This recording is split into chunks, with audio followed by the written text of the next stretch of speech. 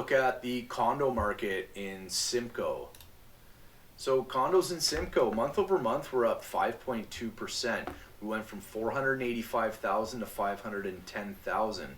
Now the number of sales was limited. We were down 20% month over month from 35 to 28.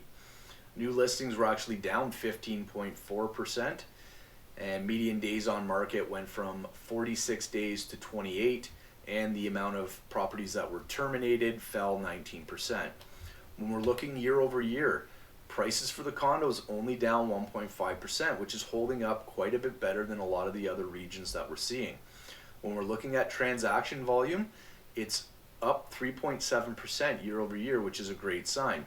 We went from 27 last year to 28 this year.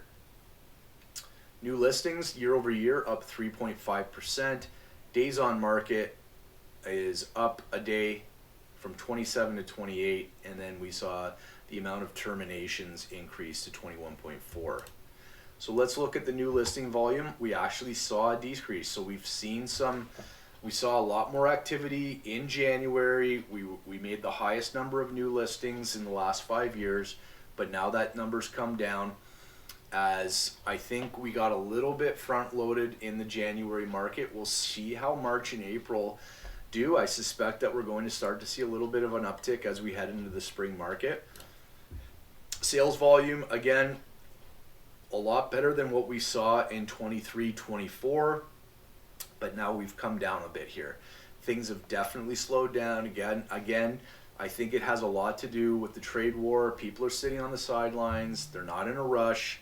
They know that there's plenty of opportunities out there right now, but they're not confident in the economy right now. And until that changes, we're going to see sales volume struggle in all markets. When we look at active listings, though, here's the one thing we got to keep an eye on. It is the highest we've seen in the last 5 years.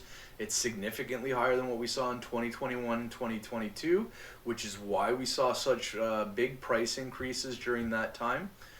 Hopefully this line starts to stagnate a little bit, ends up in this area. If we do see this start to play out like 2024 and build on that, that could have an impact on the condo prices in Barrie.